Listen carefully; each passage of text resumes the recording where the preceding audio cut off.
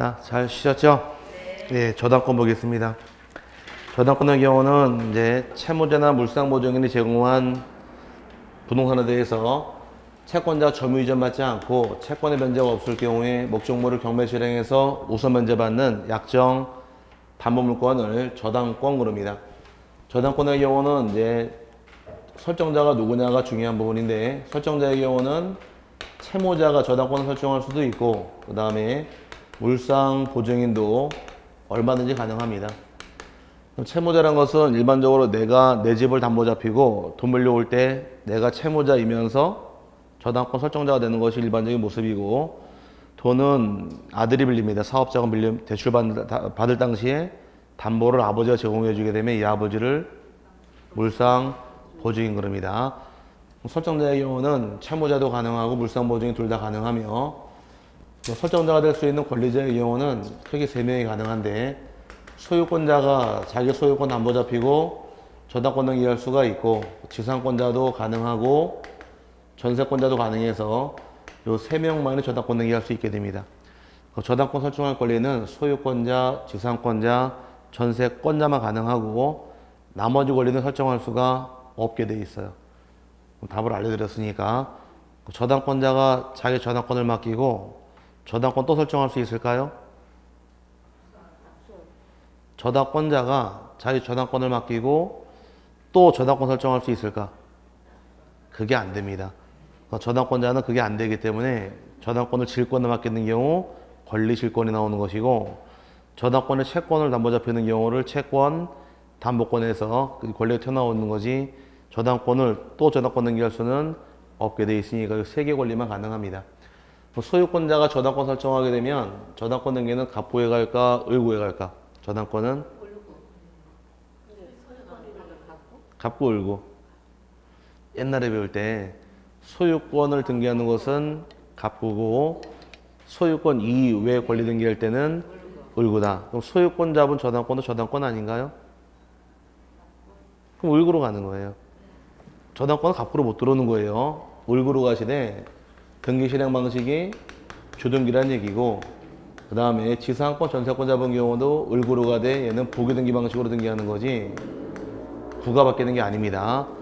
저당권은 무조건 을구로 가되 소유권을 잡은 경우는 어떤 등기 방식이고 주등기 방식, 그 다음에 전세권 잡은 경우는 보기 등기라는 얘기입니다. 한번 실행해 보게 되면 이 집에 대해서 갑이란 자가 소유권자로 가정을 하고 을구 1순위에, 을구가 되겠죠. 1순위에 자기 소유권 담보 잡히고 돈 빌려오게 되면 1순위로 저당권 등기하고 돈 빌려오는 것이 방법이고, 융자 있는 집에 전세 들어갈 수 있어요? 네, 그럼 소유권자 갑이 다시 이 집을 2순위로 전세 줄 수가 있는데, 이거는 둘 다 주등기란 얘기죠. 주등기란 얘기, 소유권자분 첫 번째, 소유권자분 두 번째란 얘기예요. 이렇게 등기하는 것이 방법이고, 반대로 전세권자가 전세권 담보 잡히고 저당권 설정하게 되면 이 저당권의 경우는 어딜 잡았나요? 전세권 잡았죠? 저당권이 떨어질 경우에 3번 주는 게 아니라 2번 잡고 들어온 2의 부기로로 들어오는 거예요. 그럼 이 저당권도 저당권이고 얘도 저당권인데, 이건 소유권 잡은 저당권이 되는 것이고, 요건 전세권 잡은 저당권이 되어서 둘 다 을구로 돼, 소유권 잡은 경우는 주등기, 소유권 이외를 잡은 경우는 부기등기라는 얘기인 거지 갑구로 갈 수는 없습니다. 나중에 저당권 어디로 가나요? 갑구로 말 나왔다가는 저 모른다 그러세요. 어디 가서. 아시겠죠? 저당권 등기할 때 권리자 개념이고, 근데 부동산 일부에 설정할 수 있을까? 부동산 일부, 방 한 칸 담보 잡힐 수는 없으니까 저당권은 부동산 일부에 들어올 수가 없게 돼 있고, 공유주번의 경우는 서로 정반대라 그랬으니까 공유주번은 팔아먹을 수도 있고 담보 제공 얼마든지 가능하므로 이건 가능합니다. 그래서 둘이는 항상 반대 관계에 있는 거예요. 아까 부동산 일부란 말 나왔을 때 지상권 등기는 가능했지만 공유주번은 안 되죠. 저당권도 서로 입장이 바뀌어 버리니까 항상 엇갈리게 돼 있으니까 주의하시고, 또 저당권 등기할 때 반드시 지적할 사항은 일로 뽑아내야죠. 이제 기록할 사항이 네 가지가 나오는데, 여러분 교재 보시게 되면 제일 먼저 밑에 나와 있는 것이 채권액 또는 그 채권의 채권액 나와 있죠. 피담보 채권액 나왔는데, 반드시 등기할 사항은 첫 번째가 채권액을 적게 되어 있고, 채권액이 없는 경우는 피담보 채권에 가액을 적게 됩니다. 여기 평가한 가액이에요. 평가액을 의미하는데 저당권의 경우에 민법 공부하다 배우시는 내용 중에 하나가 저당권의 피담보 채권 빌려오는 것은 금전 채권임을 요하지 아니한다요. 빌려오는 것이 돈을 빌릴 수도 있고 돈이 아닌 경우 쌀을 빌릴 수도 있다 보니까 돈일 경우는 채권에 기재하면 되고 돈이 아닌 경우는 환산한 가액 기재하면 되는 겁니다. 내가 돈을 1억 빌려왔더라. 1억 등기하면 되겠지만 빌려온 것이 돈이 아니라 쌀을 빌려오게 되면 쌀을 등기하는 것이 아니고 평가한 가액을 등기하는 거예요. 왜 그럴까? 원물이 쌀인데 쌀로 등기 안 하고 가액을 등기하는 이유는 갚지 않는 경우, 변제가 없는 경우 경매 실행해야겠네요. 아닌가? 전당권자가 그럼 경매 실행할 때 경매를 법원과 경매 실행을 해요? 방앗간 가서 경매 실행을 해요? 그러니까 경락대금 돈으로 나오니까 돈으로 등기하는 얘기입니다. 평가한 가액을 등기하는 거지 원물 등기하는 것이 아닙니다. 다음에 채무자를 또 반드시 적어야 돼요. 다음 페이지 넘어가니까.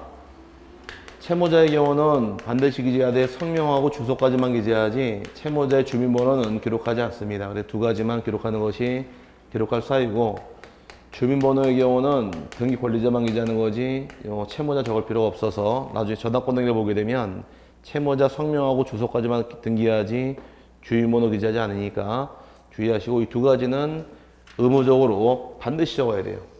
그래서 이거 의무적 기재 사유고 세 번째 264페이지 보시게 되면 이제 권리란 말 나와 있고 공동 담보란 말 나오는데 이제 권리를 표시하는 얘기는 이제 담보자 볼 때 이쪽에서 소유권을 담보자 본 경우는 별 문제가 없겠지만 소유권이 아닌 권리들 지상권, 전세권은 소유권이 아니네요. 그럼 소유권이 아닌 권리를 잡은 경우는 즉 지상권을 잡았는지 전세권 잡았는가 권리를 적도록 규정을 합니다. 그래서 여기에 기재할 권리 표시란 것이고 다음에 네 번째 경우 기재할 사유가 공동담보일 경우에 공동담보임을 기재해라. 공동담보라는 얘기는 담보가 몇 개 이상부터 공동담보란 말 사용을 하느냐 담보가 2개 이상부터 공동담보라고 부릅니다. 채권은 하나고 담보가 몇 개 이상이래요? 2개 이상일 때 공동담보란 말 사용을 하고 단 담보가 5개 이상일 때는 공동담보 목록이라는 서류를 작성하게 되는데 이 공동담보 목록을 누가 작성합니까? 또 작성권자도 물어봤던 것이 25회 기출문제가 됩니다. 공동담보 목록은 2012년까지 신청인들이 작성을 통해서 제출하게 했는데 법을 개정하면서 공동담보 목록은 등기관이 작성하도록 법을 개정을 해버립니다. 누가 작성하는데요? 등기관인데 나중에 등기 볼 때 봤더니만은 이제 저당권 등기 되어 있는데 밑에 공동 담보 목록 제 몇 호란 말이 써 있게 되면은 요건 담보가 몇 개 이상부터고 5개 이상부터란 얘기예요. 2개 이상부터는 각각 기재가 들어가되 5개부터 목록이 들어가는 겁니다. 근데 목록을 누가 작성할 것이냐 이게 개정하는데 옛날에는 신청인이 작성하도록 규정되어 있다가 무슨 말이냐 신청인을 만드니까 이치에 안 맞더라는 점이에요. 왜? 공동 담보 목록도 등기부를 인정을 합니다. 그럼 등기부에 기재하는 건 등기관이 아닌가요? 맞죠? 등기관이 작성한 문제이지 신청인이 만들 게 아니어서 개정해서 등기관이 만들도록 규정함과 동시에 이걸 기출하고 들어온 것이 문제인데요. 다시 한번 설명드릴게요. 그러다 보니까 요 두 가지는 있을 때만 적는 겁니다. 있을 때만. 그럼 소유권을 잡은 경우는 이거 적을 필요가 없겠네요. 또 담보가 1개일 경우는 적을 필요가 없으니까 이때만 필요한 경우만 적는 거여서 2개는 반드시 기재할 사유고 이건 있을 때만 적게 됩니다. 담보가 2개 이상이라는 얘기는 뭐라고 불러요? 공동 담보죠. 그럼 예를 들어서 갑이란 자가 을에게 돈을 1억을 빌려오는데 갑에게는 토지가 2필지가 있습니다. 5번 땅이 있고 6번 땅이 있다 가정을 하고 5번 땅이 시가가 8천만 원짜리 땅이 있다고 가정을 하며 6번 땅도 8천만 원짜리 땅이 있을 경우에 1억을 빌려주고서 담보 잡을 때 을이 어떤 땅 담보 잡을까? 5번 잡을까? 6번 잡을까? 1억 빌려주고 5번 땅도 8천만 원, 6번도 8천만 원이래요. 그럼 담보 어떤 거 잡을까요? 둘 다 잡아야겠죠? 하나만 잡으면 담보가치 안 나오니까 둘 다 잡은 경우 채권은 몇 개고? 1개고 담보가 2개라는 얘기입니다. 이게 바로 뭐예요? 공동 담보 또는 공동 저당 그러는데 등기 실행하게 되면 질문 한번 해보자고요. 채권은 1억 하나고 담보가 지금 몇 개예요? 2개다. 저당권 등기 건수는 한 건일까, 두 건일까? 공동담보라는 얘기는 채권은 한 개, 담보가 2개잖아요. 등기 신청해야 될 거 아니에요. 등기 건수가 한 건일까, 두 건일까? 요거 빼고 두 건이 되는 거예요. 지금 어떤 걸 등기하려고 그래요? 저당권 등기할 거 아니에요, 지금. 저당권은 물권, 채권. 물권. 물권은 물건마다 미쳐야 되니까 따로따로 들어오는 거예요. 그 5번 땅도 등기부가 있고 6번 땅 등기부 있겠죠. 등기 실행을 하게 되면 여기도 저당권 등기를 똑같이 실행을 해주고 여기 저당권 똑같이 두 건이 들어갑니다. 한 건씩. 한 건 한 건 들어가고 채권액은 얼마예요? 1억이죠. 5천 나누어 적을까? 1억 단일하게 적을까? 채권액은 1억 단일하게 적게 되어 있고 나누어 기재할 수가 없게 되어 있습니다. 이렇게 등기하게 되면 5번 땅만 1억 잡혀 있고 6번 땅만 1억 잡혀 있네요. 문제는 따로 잡힌 거예요? 같이 잡힌 거예요? 같이 잡힌 거죠. 이렇게 등기하면 따로 잡힌 모습 나오다 보니까 등기관이 6번 토지 공동담보 밑에다가 5번 토지 공동담보라고 기재가 들어가는 거예요. 그럼 등기부를 어떤 걸 보더라도 5번 땅과 6번 땅이 같이 1억에 잡힌 모습 확인할 수가 있겠죠. 요거를 공동 저당 또는 공동 담보라만 쓰는 겁니다. 그럼 담보가 지금 실판상에서 2개일 경우는 5, 6 각각 기재가 들어가요. 오케이? 근데 이번에는 담보가 3개가 돼 버립니다. 이렇게 지어버리고 5, 6, 7까지 맡겨버리게 되면 담보가 3개인가요, 이제? 그러면은 5, 6, 7 공동담보로 기재하게 되고 8까지 잡혀버리게 되면 5, 6, 7, 8이죠? 4개죠? 그럼 5, 6, 7, 8 이렇게 기재해 주는 거예요. 4개까지는 각각 기재해 줍니다. 4개까지는 5개가 돼버리게 되면 이때는 5, 6, 7, 8, 9가 아니라 이제 공동담보 목록 재배투라고 찍혀요. 오케이? 그럼 나중에 등기부를 열어봤더니 공동담보 목록이란 말이 나와 있더라. 요 말이 튀어나오게 되면 담보가 몇 개 이상 못하고 5개 이상 못하라는 얘기고 누가 작성하더라? 등기관이 작성한다 이 뜻이에요. 그럼 4개까지는 각각 기재하고 5개부터는 뭘 가져오실 것? 공동담보 목록을 작성하게 돼 있는데 누가 작성하더라? 등기관이다 이렇게 묶어놓고 들어가시면 되는 겁니다. 이 저당권 등기는 조심하실 것이 공동저당의 경우는 담보가 1개, 2개 2개 이상이죠. 등기 건수가 몇 건이란 얘기예요? 부동산 숫자가 등기 건수예요. 부동산이 3개일 경우 등기 건수도 3건, 4개일 경우는 4건, 5개일 경우는 5건 되다 보니까 이렇게 부동산 숫자가 등기 신청 건수이지 한 건의 등기가 아니니까 조심하시길 바랍니다. 그것만 조심하시면 여기 넘어갑니다. 그래서 그 뜻이고 임의적 기록사항은 따로 보실 필요는 없습니다. 그 다음에 이제 근저당 나오는데 근저당권이라는 것은 장래에 증가나 감소하는 불특정 채권을 담보하게 한 것이 근저당권의 성질인데 근저당권은 뭐의 예외 규정이냐? 부종성의 예외 규정이에요. 뭐라고요? 부종성의 예외로 들어온 게 근저당권인데 근저당권은 장래 증가나 감소하는 불특정 채권 담보를 위해서 들어온 권리가 근저당권입니다. 그럼 장래에 증가나 감소하는 불특정 채권을 담보할 때가 뭐라고 부르느냐? 근저당권 이렇게 표현을 하는데 근저당권이라는 것은 이제 이걸 가지고 응용해 만드는 권리가 하나 있어요. 통장이 하나 있는데 혹시 통장을 쓰실 때 플러스 마이너스 어떤 거 쓰세요? 좀 통장 가지고 계시잖아요. 그 통장 플러스 통장 아니에요? 돈 많으면 계속 더해지는 입금은 막 더해지는 거? 그럼 돈이 빵꾸가 난 경우 마이너스로 갈 수도 있지 않나요? 마이너스 통장 없으세요? 마이너스 통장이 있다는 얘기는 신랑이 돈을 많이 못 벌어온다는 얘기고 아니면 내가 씀씀이가 좀 크다는 얘기고 신랑이 돈을 많이 벌어오는 경우는 마이너스 통장이 필요 없겠죠? 아닌가?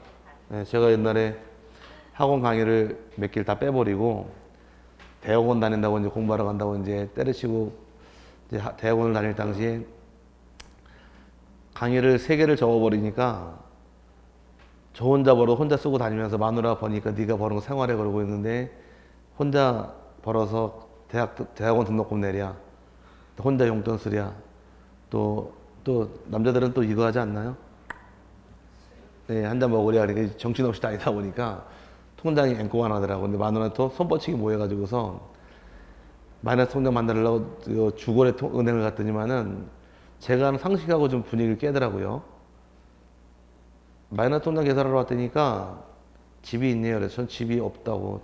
우리 마누라 명의 다녔다 그러니까 이러더니만은 그럼 소득이 얼마나 있냐. 그래서 작년 소득이 얼마 정도 된다 그랬더니만은 세무사가 비용 공제한다고 비용을 많이 집어넣어가지고서 우리 세금 낸게 있으니 환급 받을 목적으로 낮게 신고해가지고서 그러니까 은행에서 30년 넘게 거래한 은행인데 안 해준대요. 그래서 아니 난 여기 대출도 한 번도 안 받아봤고 지금까지 카드 빵 끊은 적 한 번도 없는데 안 돼요. 그러니까 뭐 은행 카드 썼냐? 안 썼다고. 그러니까 그러면은 당신은 신용도가 없다는 거예요. 그래서 그런 게 어딨냐고. 그러니까 신용이 안 나온다. 그래서 오히려 농협에서 말 다 해버렸네. 자, 농협에 대출을 받은 근거가 있고 농협 카드를 사용해서 카드 그 대금 납부한 그 실적이 남아 있으면 당신의 그 은행 신용 평가를 판단할 수가 있는데 한 번도 거래한 적이 없으니 통장만 갖고 있었지 아무도 한 게 없으니까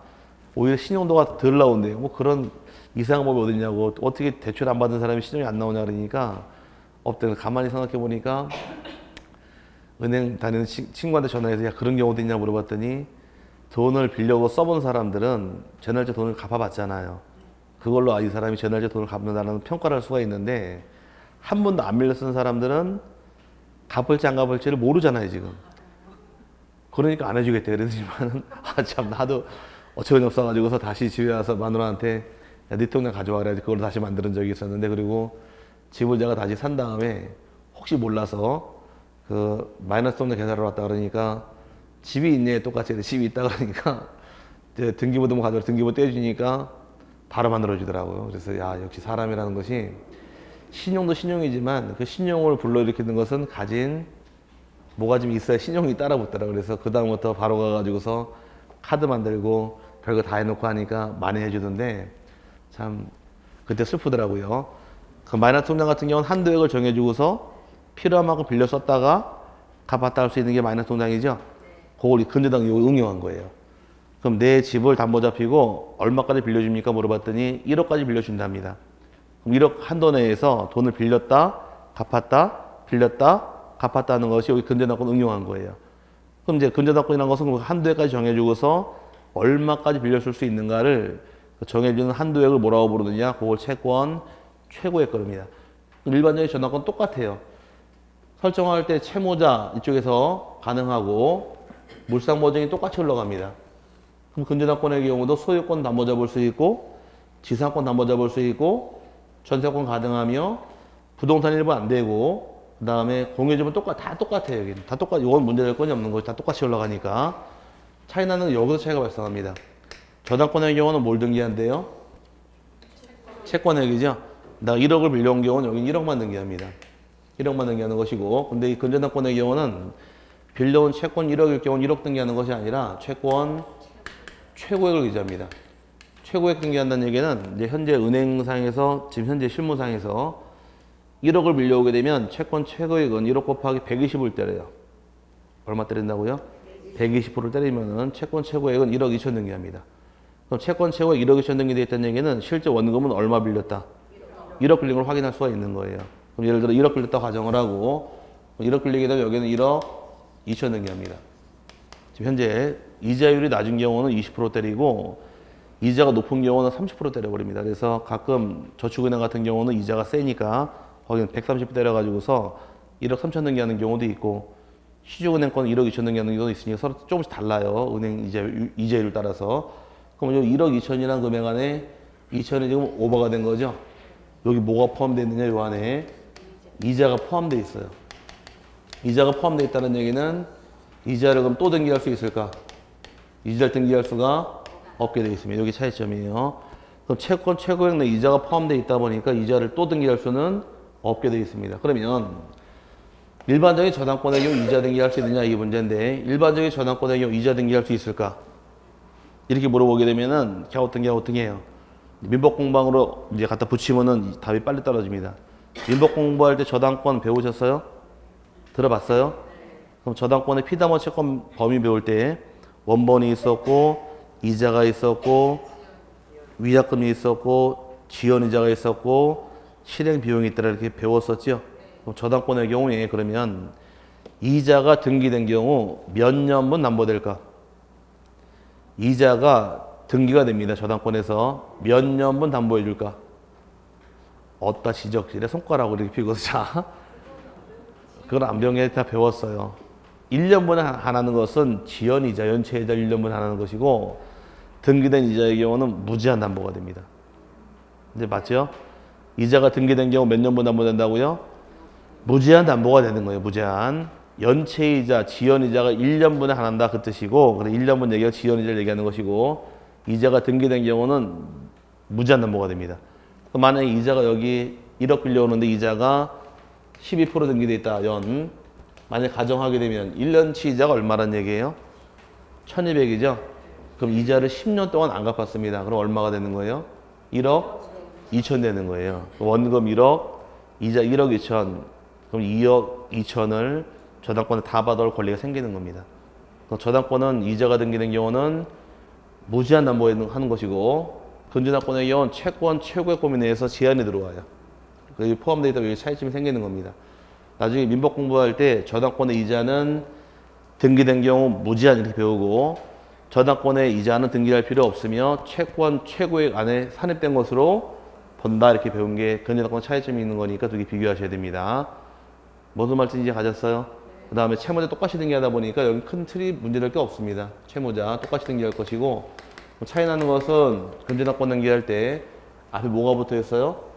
근자부터 이제 근저당이라는 뜻을 의미하는 것이고 또 하나 등기할 것 채권 최고 이게 차이점이에요. 그럼 최고액 적을 당시에 그러면 채권액 적을 당시에 이 채권액을 단일하게 기재해야 되느냐 나눠 적을 수 있느냐 이 문제입니다. 채권 최고액 적을 당시에는 항상 채권액은 단일하게 기재해야 되고 나눠 기재할 수가 없게 되어 있습니다. 이 말 뜻은 이쪽에서 아까 1억을 빌려올 경우에 담보가 몇 개예요? 여기서 5번, 6번 두 개라고 가정했을 경우에 담보가 두 개일 경우 채권액 1억을 5천 기재하느냐 1억 기재하느냐요. 1억 단일하게 적지 5천 나눠 기재하는 것이 아니란 얘기예요. 그럼 채권자가 여러 명이든 채무자가 여러 명이든 채권액은 항상 단일하게 적게 되어 있지 나눠 기재할 수가 없게 되어 있습니다. 이 말 뜻은 제가 돈을 빌려오는데 두 번의 돈을 빌려주십니다. 제가 사업자금 1억이 필요해요. 제가 요청하기를 두 분이 합쳐서 1억만 빌려달랍니다. 합쳐서 앞에 계신 분이 6천만 원, 이쪽 계신 분이 4천만 원 빌려줘서 1억을 만드는 경우에 채권자 갑이 6천, 을이 4천일 경우에 채권자별로 6천, 4천 나눠 기재하는 것이 아니라 더하면 얼마예요? 1억 기재하는 거예요. 채권액은 항상 단일하게 적어야 되고 나눠 기재할 수가 없게 되어 있으며 채무자가 여러 명입니다. 채무자 여러 명일 경우에 이 여러 명의 채무자 연대 채무자일 경우 연대란 말을 사용할 수 있느냐 이게 문제인데 채무자가 여러 명이 연대 채무자를 할지라도 연대란 말을 사용할 수 없게 되어 있습니다. 연대 채무자로 기재하는 것이 아니라 단순히 그냥 채무자로만 기재하게 되어 있습니다. 연대란 말은 사용할 수가 없는데 왜 지급보증이라는 말 들어본 적 있고 연대보증 들어본 적 있나요? 지급보증은 뭐고 연대보증은 뭘까? 지급보증은 뭐고 연대보증은 뭐냐? 지급보증은 그나마 좀 편해요. 지급보증은 제가 돈을 빌려드립니다. 채권자 채무자인데 돈을 빌리시는데 이쪽 옆에 계신 분 지급보증 썼어요. 쓴 경우는 제가 돈을 안 갚는 경우에는 채권자가 주채무자를 먼저 털어요. 돈 갚으라고 재산 털은 다음에 못 받은 게 있으면은 보증이 터는 거예요. 그럼 순서가 주채무자 다음에 보증이 순 넘어가면서 털면 되는데 연대보증을 써버리게 되면은 연대보증 있는 경우는 돈을 빌리시고 1억을 빌려갔는데 연대보증 썼더라. 재산이 봤더니 2억밖에 안 나올 것 같아요. 오케이? 그럼 경매 들어가서 이것저것 떼거나 받을 게 없는 경우 이쪽이 보증인 보니까 재산이 15억 정도 있는 것 같아요. 전 여기부터 털어버려요. 연대보증의 뜻은 내가 뭐가 되겠다. 채무자가 되겠다는 뜻이에요. 그러면 채권자가 보증인 털었죠 지금. 왜 나부터 터냐고 하소연했을 때 연대보증이잖아. 그럼 할 말이 없는 거예요. 그러다 보니 연대보증 입장에서는 내가 돈 쓰진 않았지만 채무자가 되겠습니다. 그 의미가 연대보증의 뜻이에요. 하도 폐해가 크잖아요. 그 아는 사람끼리 믿고 한번 해줬더니만은 그지 돼버리는 거예요. 완전히. 그래서 연대보증 못해 막고 있는 겁니다. 이제 점점 너무 폐해가 커요. 제가 저당권이라는 거 배웠고 근저당권 배웠는데 또 은연중에 지금도 대법원 판례에서 인정해준 저당권 하나가 포괄 근저당권이라는 게 또 있어요. 뭐라고요? 포괄 근저당권 혹시 들어본 적 있으세요? 못 들어보셨구나. 들어봤어요? 실무하시면 이런 거 잘 하셔야 돼. 그래야지 나중에 된통 안 당해요. 포괄 근저당권이라는 것이 이제 못하도록 바꾸는 있지만 옛날에 해놓은 거 다 유효입니다. 포괄 근저당이라는 것은 돈을 담보 잡히고 돈 빌려왔잖아. 1억을. 근데 1억을 빌려온 다음에 집을 만약에 써야지 3억짜리 집을 거래를 하는데 근저당권이 1억이 잡혀 있습니다. 채권은 1억 등기돼 1억 2천 대 1억이라고 가정하고 그럼 1억을 까고 2억 주면서 거래했겠네요. 대출을 승계받은 다음에 한참 지난 다음에 1억을 변제했어요. 변제한 다음에 저당권 말소 등기 요청했더니만은 은행에서 말소를 안 해줍니다. 왜 안 됩니까? 물어봤더니 이건 포괄 근저당권이래요. 뭐라고요? 포괄 근저당권 약관을 읽어봤더니 담보된 채권 1억뿐만이 아니라 먼저 집주인 빌려간 돈 외에도 빌린 돈 외에도 은행 카드 연체 등등등 채권을 다 잡아버리는 거예요. 다 잡아서 이거 하나로 담보하겠다는 얘기입니다. 그럼 나중에 돈 1억 갚았는데 알고 봤더니 옛날 집주인의 카드 대금 연체가 있더라. 이거 변제하기 전까지는 말소 안 해줍니다. 이게 유효하다고 대법원 판례가 나온 거예요. 그러면 이 집 산 사람은 매도인 카드 대금이 얼마가 있는지 알아요? 몰라요? 모르잖아요. 그러다 보니까 이 폐해가 너무 크기 때문에 이걸 못하도록 막고 있는데 그동안 해놓은 것도 유효하다고 판결이 나왔기 때문에 문제가 생기는 거예요. 그래서 예전에 한 분이 따라오시더라고. 오셔가지고서 이런 상황이 발생했는데 집주인이 얼로 이사 왔는지 모르고 카드 연체된 게 있더라. 은행은 대출을 갚았는데 말소 안 해줍니다. 그래서 어떻게 하면 좋습니까? 물어보시길래 방법은 없잖아요. 원래 채무자 찾아야지. 그래서 찾다 안 되면 어쩔 수 없이 갚으셔야 됩니다. 그랬어요. 안 갚게 되면은 경매 들어오니까. 무섭죠?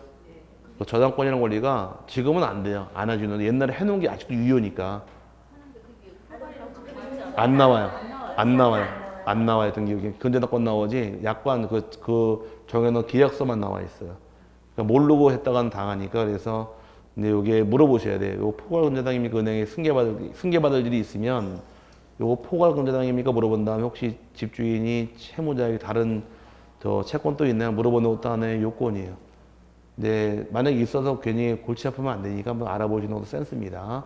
어차피 은행 대출 승계할 거 아닌가 있으면 승계할 때 한 번쯤 은행에다가 요거 포괄 근저당권인가요? 물어보시면은 그냥 알려줍니다. 그러면은 맞춰서 중개하시면 되는 것이고 나중에 그래서 힘든 거예요. 중개업이라는 게. 아무것도 아닌 것처럼 보이지만 잘못했다가는 된통 당하니까 조심하시고 대법원 판례에서 포괄 근저당권도 유효하다 그랬으니까 그것도 조심하셔야 됩니다. 지금 최근에 설정한 것들은 다 포괄 근저당 아니니까 옛날에 좀 오래된 게 있는 게 한번 확인해 보시라는 얘기예요. 그것도 중개하면서 돌다리도 뭐하고 가라? 두들겨보고 가야 될 거 아니에요. 한번 정확하게 하는 게 나은 거지. 그냥 아니겠지 하고 갔다가 된통 당하는 수가 있으니까 그 돈은 내가 물을 건 아니에요. 왜? 등기부보고 확인 설명했으니까. 아닌가요?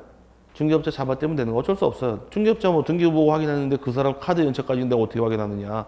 할 말은 없겠지만 나중에 그 시달림을 생각해 봐야 될 거 아니에요. 손님화했는데 찾아와가지고서 막 악쓰고 덤비면은 그랬다고 경찰 신고할 것도 아니니까. 그래서 그걸 애초에 미연에 방지하는 것도 하나의 센스입니다. 어쨌든 저당권이라는 게 무서워요? 안 무서워요? 예? 저당권보다 더 무서운 게 뭐고? 근저당권. 근자가 무슨 근자? 근자가 뿌리 근자예요. 근자가. 그럼 저당권을 통해 돈을 갚지 않게 되면은 뿌리까지 뽑아버리겠다 근저당권의 뜻이에요. 그렇게 무서운 게 근저당권입니다. 그 저당권은 이렇게 불 켜놓고 얘기하면 대화가 안 되고 불 다 꺼놓고서 ቋቋ만 데서 저당권 안 무서운가? 굉장히 무서운 저당권이니까 중개업 판례 저당권 등기 있으면 잘 확인하시고 이제 거래하는 것이 중개하는 게 나름대로의 절차가 됩니다. 그 다음에 오른쪽 보시면 이제 저당권 이전 등기란 말이 나오는데 저당권 이전 등기의 경우는 이제 이쪽 본다고 설명 맞아 드릴게요. 저당권의 경우는 근저당권은 채권 최고액 등기해야 되죠. 채권을 단일하게 적어야 되네요. 채무자 여러 명이든 또는 채권자 여러 명이든 간에 채권액은 항상 단일하게 적게 되어 있고 채무자 여러 명이라 할지라도 연대 채무자란 말 사용할 수는 없게 되어 있다까지 보시면 큰 문제 될 게 없습니다. 또 이걸 내게 되면 틀릴 게 있을까요? 없으니까 나오는 건 저당권 이전 등기할 때, 근저당권 이전 등기할 때 이때 원인을 뭘로 기재합니까? 이게 또 문제예요. 근저당권 이전 등기할 때 등기 원인을 뭘로 기재하는 이것도 기출문제로 26회 달고 나왔는데 근저당권의 경우는 피담보 채권이 확정되어 있지 않은 게 이 근저당권 성질이다 보니까 피담보 채권이 확정되기 전에도 이전 등기할 수가 있고 확정 후에도 이전 등기할 경우에 등기원이 뭘로 기재합니까? 이걸 외우는 게 다 나름대로 공부가 됩니다. 전일 경우는 이때는 계약의 양도나 또는 계약의 인수를 통해서 확정 전에 이전 등기할 수가 있다. 이게 등기할 때 적을 원인이고 후일 경우는 피담보 채권의 양도, 피담보 채권의 양도나 또는 대위 변제를 통해서 이전 등기할 수 있다. 이 두 가지가 원인이 되어서 이 두 개 물어보는 게 문제인데 아직까지는 이 내용을 따라올 수 없으니까 찾아 체크만 하자고요. 전일 경우는 뭐를 팔아먹었대요? 계약의 양도, 계약의 인수. 지금 계약 팔아먹었단 말이 나오게 되면 이거는 전으로 가는 것이고 채권을 팔아먹었다거나 변제란 말이 붙게 되면은 이건 후로 오는 겁니다. 아직까지는 이거는 외울 게 아니에요. 민법 공부가 좀 된 다음에 1월달, 3월달 가서 들으면 그때가 대화가 될 부분인 거지 지금 들었다가 뭔 말인지 모르니까 줄만 쳐놓고 넘어가자고요. 설명을 드릴게요. 여러분 교재에서 페이지 265페이지 보니까 근저당권의 피담보 채권이 확정되기 전 찾으셨나요? 이때는 근저당권의 피담보 채권이 확정되기 전에 근저당권의 기초가 되는 기본 계약상의 채권자 지위가 제3자의 전부 또는 일부 양도된 경우 그 양도인 및 양수인은 계약 양도 동그라미 또는 계약이 일부 양도 그것만 동그라미 치시면 돼요. 또 계약 가입에 똑같은 말 뜻인데 계약을 지금 팔아먹었다거나 계약 일부 양도 같은 말 뜻이고 또 계약의 가입 이런 말 계약이란 말 튀어나오면 요거는 전이다 오다 전이 되는 거예요. 반면에 2, 3번 읽어볼 필요 없고 쭉 내려와서 2번에 근저당권의 피담보 채권이 확정된 후란 말 나와 있죠. 근저당권의 피담보 채권이 확정된 후에 그 피담보 채권의 양도 대위 변제된 경우는 이때는 확정된 후에 이전 등기할 때 저거 원인이 되므로 이때는 확정 채권 양도 또는 대위 변제라는 말을 기재한 다음에 이전 등기하는 것을 원인으로 적게 되어 있는데 설명을 드릴게요. 이쪽에서 계약을 양도했다, 계약이 인수했다, 뭐 계약 가입했다 굉장히 많은 말이 나오는데 앞에다 뭐가 붙어 있어요? 계약자가 붙어 있죠? 계약 인수 설명드릴게요. 양도도 마찬가지 개념인데 계약을 인수했다는 얘기는 옛날에 은행권이 통합이 생길 경우에 IMF 당시에 그 서울에 만든 조은행이 다 어디로 통합돼 버렸나요? 신한은행 통합돼 버렸죠?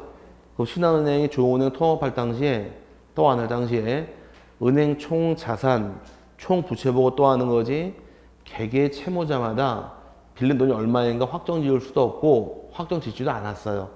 확정을 지으려고 그러면 확정 지을 수가 없어요. 왜? 이자가 매일매일 바뀌니까. 그럼 총 자산, 총 부채 보고서 조은행 또 하는 거지 조은행에 돈 빌린 채무자별로 채권을 확정 지은 건 아니라는 얘기입니다. 그럼 이제 은행이 바뀌는 경우 계약을 통째로 또 하는 경우는 채권 확정 짓지 않아도 저당권자가 조은행에서 어디로 바뀌는 신한은행으로 바뀌어버리는 거예요. 이런 경우를 의미하는 건 이런 경우고 채권 양도와 대위 변제 요거는 후에만 나오는 말인데 아까 1억을 빌려옵니다. 빌려 원금이 1억이더라. 오케이? 그럼 등기할 때 채권 최고액은 얼마 등기할까? 현재는 1억 2천 등기합니다. 여기까지 이해갔죠? 네, 중간중간 돈을 갚아서 남은 채권이 5천만 원 남았어요. 현재 제가 채권자, 여러분은 채무자예요. 그럼 이제 돈을 1억 빌려서 등기는 1억 2천 등기했고 중간중간 갚은 다음에 1억 5천만 원 남았습니다. 현재 남은 채권이. 그럼 이 채권을 팔으려고 그래요. 여러분이 다른 자에게 팔으려고 그럽니다. 그 얼마 받급하실래요?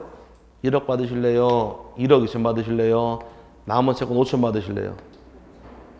예? 말이 너무 어려웠나? 자, 다시. 여러분이 산다고 얘기를 할게. 그래야 대화가 빨리 가. 제가 돈을 1억 빌려왔는데 제 집 담보 잡히고 제가 빌려줬어요. 1억 빌려줬는데 빌려준 원금은 얼마고? 1억을 빌려줬는데 등기할 때는 1억이셨는 게고 중간에 채무자가 돈을 5천만 원 갚아서 제가 받을 채권이 5천만 원 받을 게 있어요. 오케이? 근데 이 채권이 이자가 잘 나오니까 여러분이 투자하시려고 이 저당권을 사시겠대.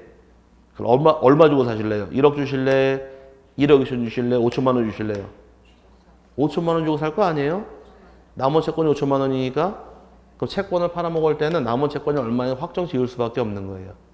이거 주고 살 일은 없을 테니까. 이해갔죠? 그럼 돈을 변제하더라.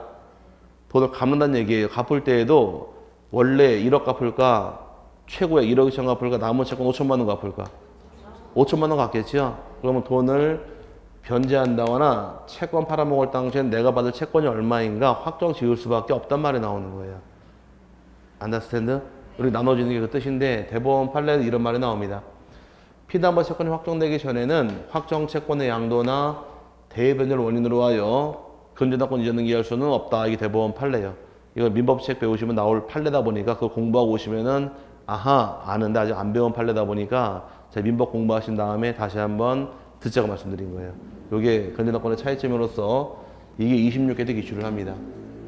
얘는 15회 시험 17회에서 2번 나오고 26회 3번 나왔던 거 요거만 가지고도 나중에는 이거 위주로 공부하시라고 제가 압력을 넣어요. 아주 강한 프레스를 겁니다. 왜? 이건 시험에 안 내거든요.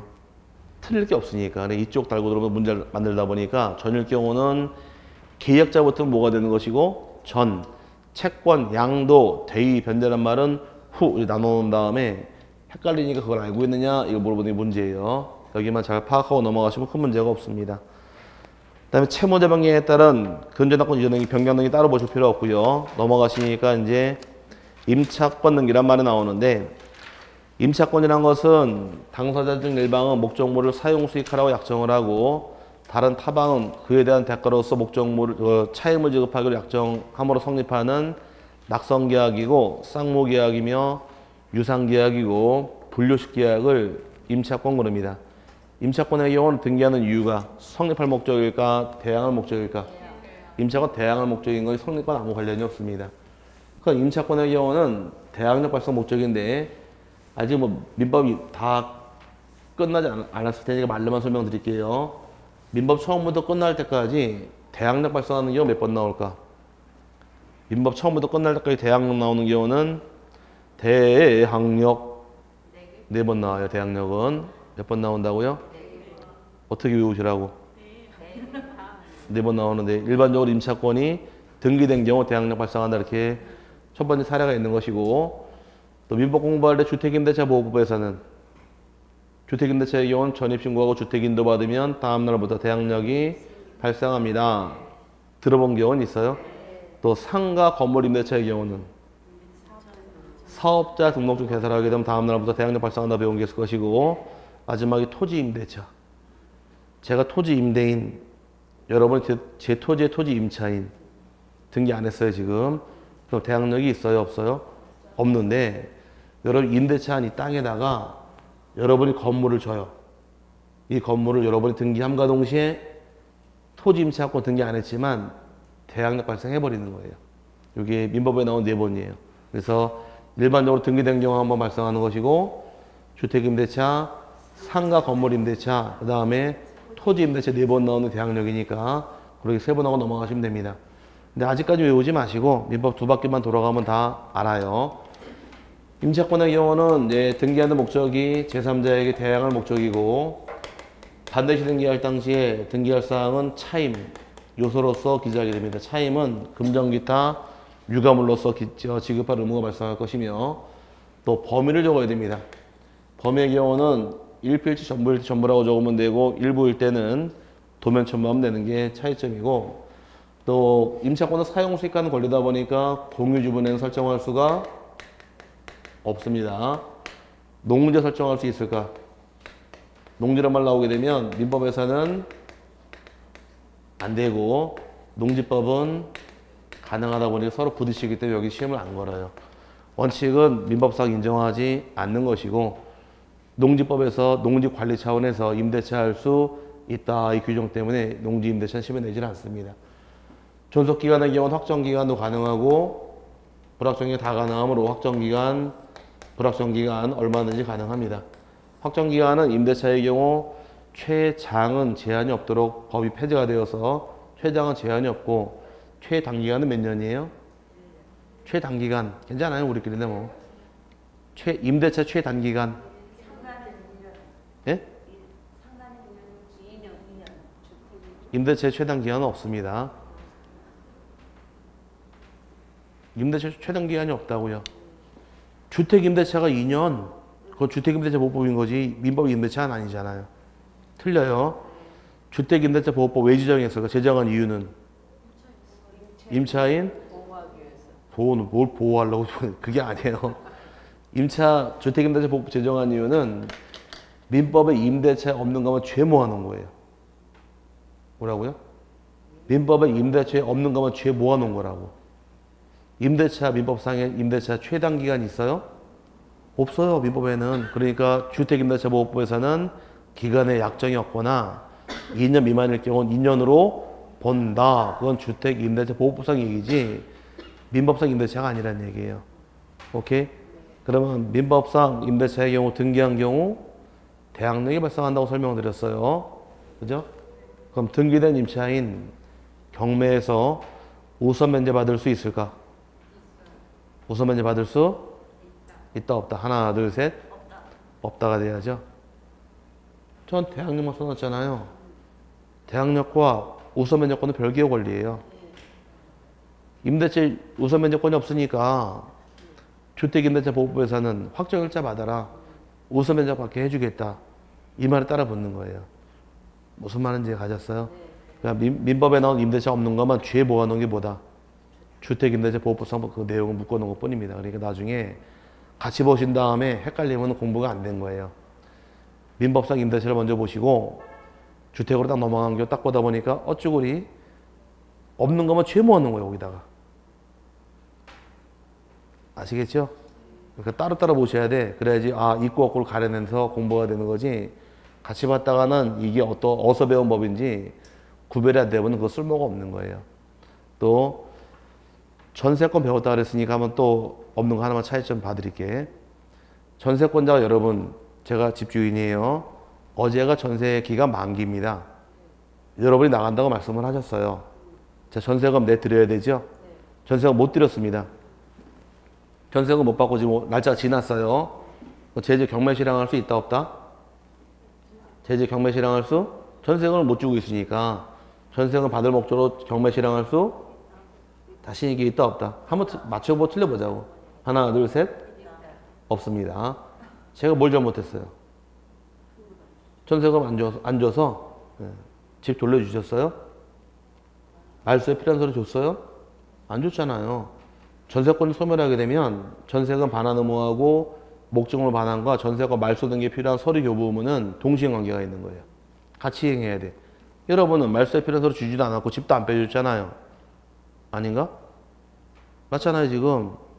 그럼 여러분도 이행 안 해놓고선 제가 이행 안 했다고서 제재 경매 실행할 수는 없는 거예요. 이게 경매가 실행이 가능하면은 전세기간 끝났죠? 다 경매 들어가요. 여러분이 전세권자가 경매 실행하려면은 집 비워주고 말소에 필요한 서류 넘겨준 다음에 이사 가셔야 돼요. 그럼 여러분 이행했나요? 집 비워주고 여러분이 전세가 말소에 필요한 서류 줬다는 얘기는 여러분이 이행 다 했잖아요. 그럼 제가 전세가 못 드리고 있잖아요. 그럼 이때 이행 지체가 성립하는 거예요. 이때 경매 실행하는 거예요.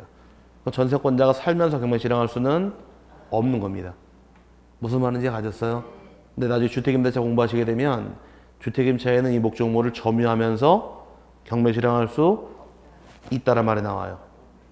전세권자가 집 비워주고 이사가 딴 데가 경매 실행해라. 돈을 받아야 나가지. 아니에요?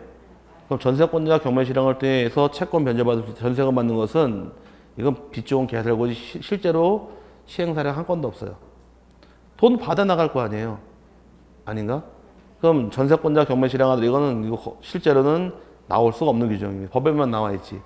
이게 모순이에요. 그러다 보니까 주택임대차에서는 주택임차인 목적물을 점유하면서 살면서 경매 실행할 수 있다라 법을 만들어준 거예요. 나중에 공부가 딱 끝나게 되면 아하 민법에 없는 것만 죄 모아놨구나 그거를 감을 잡아요. 아직 공부가 덜 돼 있으니까 이런 현상 나오는 거니까 참으세요. 안 참겠다는 얘기 지금 한번 해보겠다는 거 지금 자 참을 수밖에 없으니까 참고 못하시면서 아 이게 이렇게 흘러가는구나 라고 방향을 잡으시면 되는 거예요. 우리도 1년 먹고 살아야죠. 뭐 궁금한 거 있어요? 없습니다. 저 담보물권이 아니니까. 사용수익 채권이니까 우선면제 못 받게 돼 있어요. 아시겠죠? 주택임차권일 경우 상황이 달라지지만 일반 임차권은 우선면제권이 없습니다. 아시겠죠? 그래도 계속 배울 임차권을 등기한 경우 대항력이 있다고 배웠어요. 우선면제권이 있다고 배웠어요. 대항력이 있다고 강의하지 우선면제권이 있다고 강의한 적이 없잖아요. 대항력만 발생하는 거예요. 대항력이 있다는 얘기는 경락인에게 내 임차 보증금 줄 때까지 내지 못 나간다고 버티림을 주겠다는 얘기가 대항력인 거지. 무슨 말인지 아시겠죠? 우선면제권을 인정해 주는 것이 아닙니다. 이게 일단 임차권 등기할 때 차이다 보니 여러분 교재에서 임대차 의인 한번 읽어보시고 밑에 다른 건 다 볼 거 없고요. 4번에 내려오니까 의의 4번 페이지 266페이지에 주택임차권의 경우는 임차권 등기에 대해서 대항력과 우선면제권 인정하고 이건 어떤 임차권에 대해서 주택임차권의 경우 얘기하는 겁니다. 근데 농지의 경우는 원칙적으로 임차권 설정할 수 없다. 이건 어떤 법에서? 민법에서. 농지법은 가능합니다. 그래서 시험을 내질 않아요. 공유주번은 임차권 등기할 수 없고 여섯 번째가 이제 건물 소유 목적 토지 임대차인데 아까 제가 토지 임대인 여러분이 토지 임차인 임차권 등기하고 있지 않다가 건물을 짓고 등기를 하게 되면 대항력이 발생하더라. 기억나세요? 그게 6번이고 주택임차권의 경우는 입주하고 주민등록을 마친 경우에 다음 날부터 대항력이 발생하게 됩니다. 감기 조심하세요. 이제 감기 때문에 지금 이러고 있으니까. 네, 신청 정보 기록할 사항은 오른쪽에 반드시 적을 사항이 1번에 차임 기재해야 되고 두 번째가 범위 적게 됩니다. 일부일 때 범위를 표시한 도면 첨부하는 것이 첨부할 서류로 이해하시면 될 것이고 임의적은 따로 보실 필요 없고요. 쭉 내려와서 임차권 등기 명령제도인데 이것도 주택임대차 배울 당시에 주택임차권이 종료된 이후에 뭐라고요? 종료가 된 이후에 보증금을 전부나 일부 반환받지 못한 임차인이 임차주택 소재지 관할법원에 주택임차권 등기 명령을 신청할 수가 있다라고 혹시 배우셨나요? 네. 대화가 되겠다 그러면 주택임차권 등기 인정하게 된 이유가 뭘까 그러면? 주택임차권 등기 법원에 신청할 수 있다며요. 왜 인정했을까? 그 이유를 알면 답이 나와요.